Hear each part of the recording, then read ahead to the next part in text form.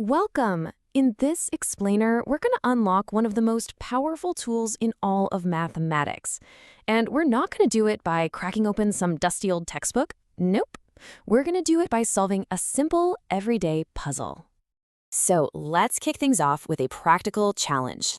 Now, on the surface, this looks pretty straightforward, but trying to measure it directly, well, that's a whole lot harder than you might think.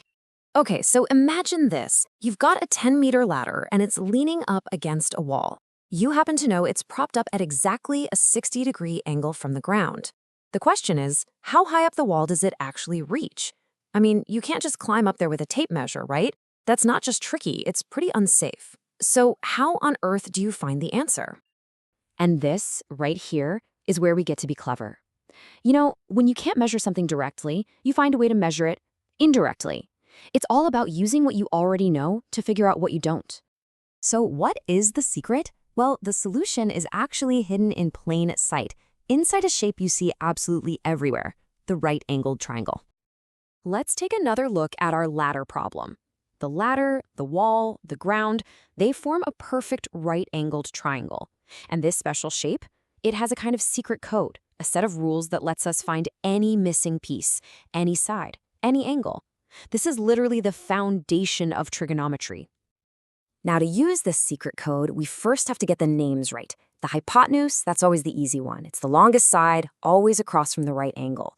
But the other two sides, the opposite and the adjacent, well, they're relative. Their names change depending on which angle we're actually looking at. For our ladder, we're focused on that 60-degree angle on the ground. All right, now that we know the names of the players, it's time to learn the rules of the game. And believe it or not, it all comes down to one simple, incredibly useful phrase that, I promise, you will never, ever forget. SOH CAH TOA. It might sound a little like a magic spell, but for how powerful it is, it might as well be. This is what's called a mnemonic. It's just a simple memory aid that holds the key to the three core ratios in trigonometry. Let's break it down, starting with SOH. This just stands for sine equals opposite over hypotenuse. It's a ratio, a simple fraction that connects an angle to two of its sides. Next up, we have CAH, and you've probably guessed it, that tells us that the cosine is the adjacent side divided by the hypotenuse.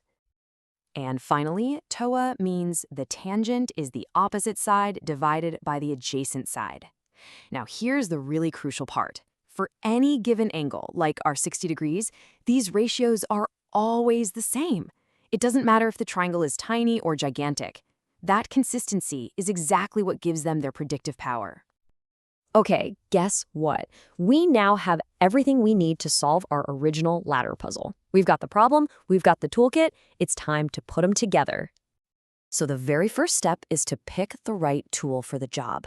You have to look at your problem and ask yourself two simple questions. What information do I have, and what information do I need to find? This table right here helps us make that choice. Do we need sine, cosine, or tangent? So for our ladder, let's think. We know the angle, that's 60 degrees. We know the hypotenuse, that's the ladder's length, 10 meters. And the height we want to find, that's the side opposite the angle. So we have the angle, the hypotenuse, and we need the opposite. That points us straight to SOH. Sine is our perfect tool for this. Okay, so let's just walk through the process. We've already labeled our sides, and we've chosen our ratio, sine. Now step 3 is to build the equation. We know that the sine of an angle equals the opposite side over the hypotenuse.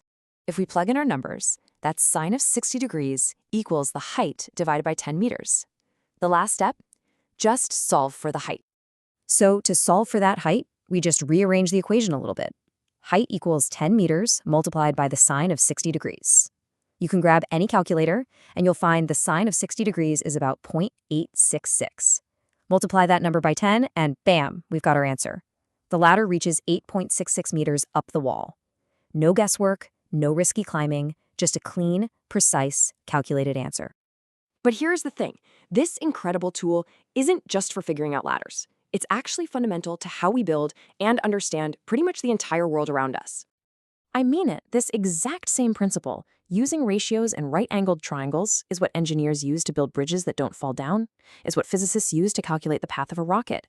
What video game designers use to create realistic 3D worlds. Even what astronomers use to measure the distance to faraway stars. It is absolutely everywhere.